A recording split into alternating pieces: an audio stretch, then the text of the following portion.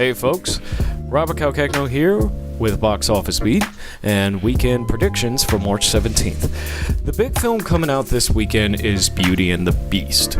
Directed by Belko and starring Emma Watson as Belle and Dan Stevens as the Beast himself, this is the latest live-action adaptation from Walt Disney Pictures, which, up to this point, have been extremely lucrative for the company. Starting in 2010 with Alice in Wonderland, which nobody really cared for, made $1 billion back in 2010, with $334.1 million domestically and $102 billion internationally. Now, to be fair, the film had the benefit of being the first major 3D release to come after Avatar, but nonetheless, it basically set a trend that's only continued to be extremely profitable for Walt Disney and pretty much ensuring that Hot Topic will never have to declare bankruptcy for the next century. The next live-action adaptation that they did was Maleficent, which, while there were, issues with the film and everything like that, it was still extremely lucrative for the company, with it grossing $241.4 million domestically and $758.5 million international. Even the mid-range films have done very well for them so far, with 2015 Cinderella managing to make $201.2 million domestically and $543.5, perhaps the truest example of the current hot streak Walt Disney Pictures is on right now with their live-action adaptation, is last year's The Jungle Book, which managed to gross $364 million domestically and ended up with $966.6 million on the international market. It even managed to win an Oscar in the process. The only real blemishes that you can say with the recent live-action adaptations is Alive Through the Looking Glass, which was a huge money loss for the company, only grossing $77 million domestically and $299.5 million internationally, and off of a $170 million budget, it's very likely that it lost over $100 million overall. And there was also the disappointing gross of Pete's Dragon. Now, both of those have reasonable explanations for why they didn't do that great. Nobody really liked the first Alice in Wonderland, so making a sequel in a crowded summer marketplace was only going to doom it to disappointing numbers. And for Pete's Dragon, despite the great reviews for the film, you're still talking about them adapting a film that, even when it came out in 1977, it still wasn't that beloved even at the time. To put in perspective just how odd of a film the first Pete's Dragon was, it came out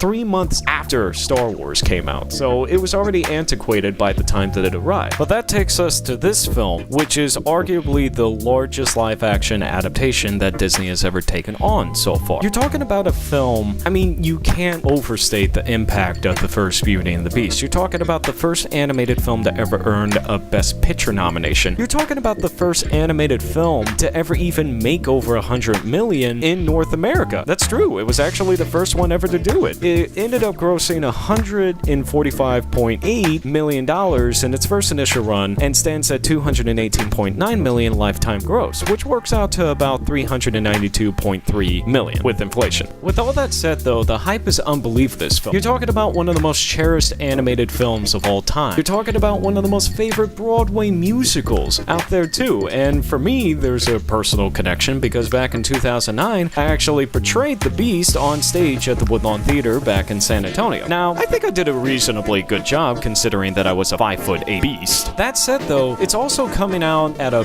perfect time during the spring, right before spring break, so not only do you have a lot of kids and families that will be able to see this, including a whole generation that can be able to bring their children to see a new Beauty and the Beast, there are some people that are not only projecting this to be the largest March opening of all time, but some are even suggesting that it might be only the 4th movie in history to open over $200 million. I don't know about that, but here's some numbers to keep in mind. The largest family film opening of all time was last year's Finding Dory, which opened to $135.1 million. However, that was in the summer.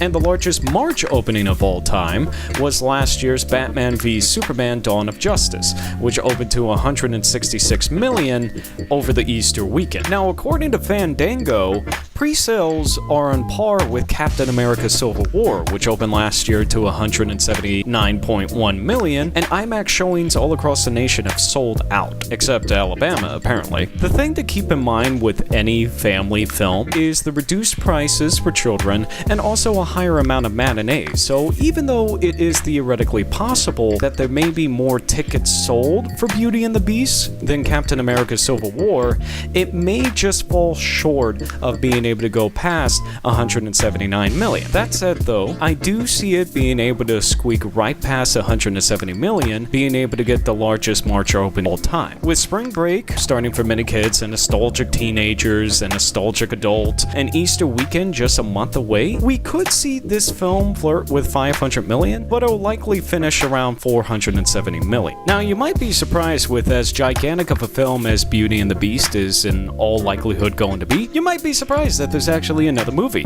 And there is. The Belko Experiment from B.H. Tilt. From the director of the Wolf Creek franchise and produced by James Gunn, we see 80 business people locked in a corporate high-rise and become trapped in a game of kill or be killed. With an intriguing cast, with an intriguing plot and everything, it's another specific genre film from B.H. Tilt, with it having only a moderate release in only about 1,350 theaters. Films like this live or die equally on great hype and great reviews. Something like Get Out, which has been a runaway phenomenon at 117.8 million, is a one-of-a-kind thing. The hype for this one, though, has seemed to diminish, especially with movies like Logan and John Wick Chapter 2 filling the R-rated violence niche. Coming out against the biggest spring release ever doesn't help either. And also, the reviews have been average, only 47% of Rotten Tomatoes at the moment. It accomplishes having some fun with the skull bashing, but it doesn't seem to have the smarts or satirical bite to make it anything more than a violent dark comedy. I really don't think that it'll finish over 4 million. Who knows, it might end up being quite the cult classic on the home market,